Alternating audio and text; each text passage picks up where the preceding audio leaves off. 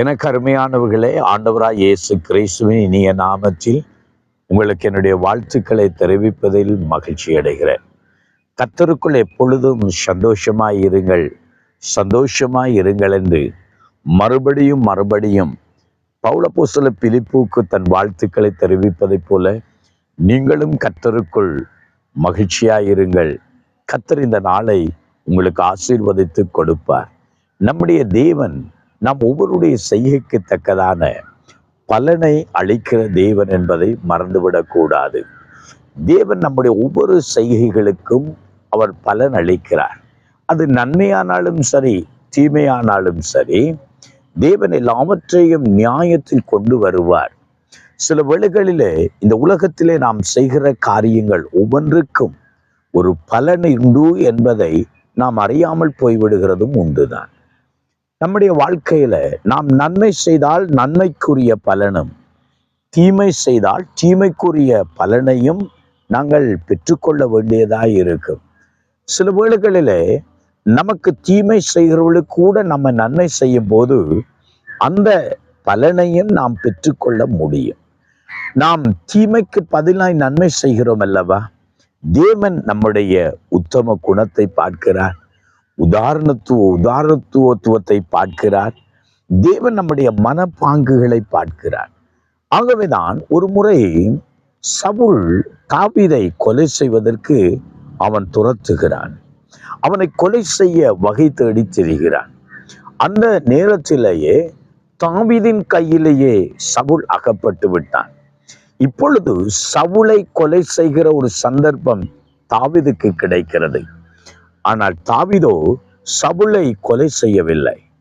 தேவன் அபிஷேகம் பண்ணினவன் மேலே தன் கைகளை போடுவதற்கு அவன் அங்கே விரும்பவில்லை. இல்லாட்டால் தேவனுக்கு பயந்தவனாய் இருந்தான்.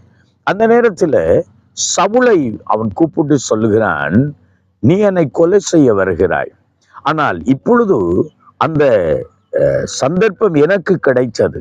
நான் உன்னை கொலை செய்கிற நேரம் எனக்கு கிடைத்தது.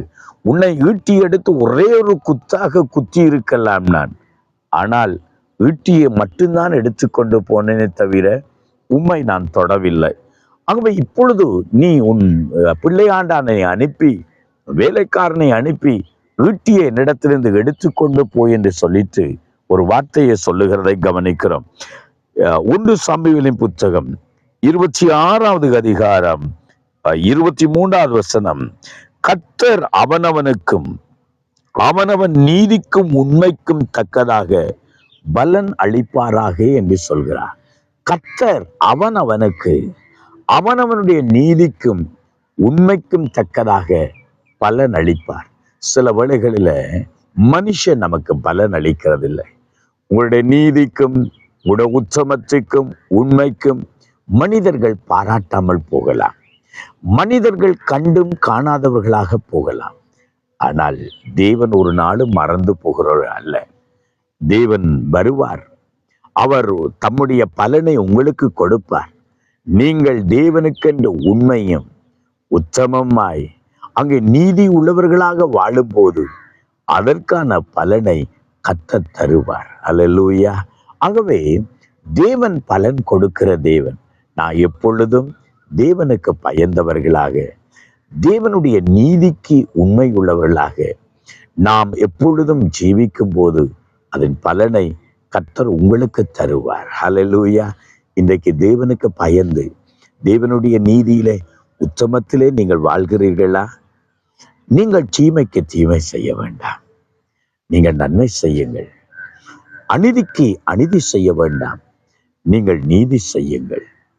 உங்களை வெறுக்கிறவர்களை நீங்களும் வெறுக்க வேண்டாம், நீங்கள் அவர்களுக்கு இரக்கம் பாராட்டுங்கள். உங்களுக்குரிய பலன் உங்களுக்கு தேவன் கொடுப்பார். அவரோடு கூட வருகும், அதை நீங்கள் பெற்றுக்கொள்வீர்கள். ஜெபம் பண்ணுவோமா? எங்களை நேசிக்கிறங்கள் அருமை தகப்பனே, உம்முடைய பிள்ளைகளின் நீதிக்கும் அவர்களுடைய உண்மைக்கும் தக்க பலனை நீர் அவர்களுக்கு கொடுக்கிற தேவன் அல்லவா? அன்றைக்கு ஆண்டவரே, சவுல் தாவீதை கொலை செய்ய நினைத்தான். ஆனால் தாவீதோ ஆண்டவரே சவுலின் மேல் கை போட விரும்பவில்லை. அது அவனுடைய நீதிக்கும் உத்தமத்துக்கும் ஆண்டவரே, நீ ராஜ்ய பாரத்தை தாவீதின் கையில கொண்டு வந்தீங்க.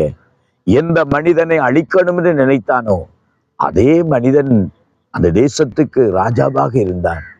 தாவீதின் நீதிக்கும் உண்மைக்கும் தக்க பலனை கொடுத்த தேவன், உம்முடைய பிள்ளைகளின் நீதிக்கும் உண்மைக்கும் தக்க பலனை அவர்களுக்கு தேவன் கொடுப்பீராய். தேவனே, வழிநடத்தும் ஆசீர்வதியும். இந்த நாளில கர்த்தர் உம்முடைய பிள்ளைகளோடு இருந்து நடத்தும்படி இயேசுவின் நாமத்தில் ஜெபிக்கிறோம் நல்ல பிதாவே. ஆமென், ஆமென். கர்த்தர் உங்கள் நீதிக்கும் உங்கள் உண்மைக்கும் உத்தமத்துக்கும் உடைய பலனை கர்த்தர் உங்களுக்கு தருவார். God bless you.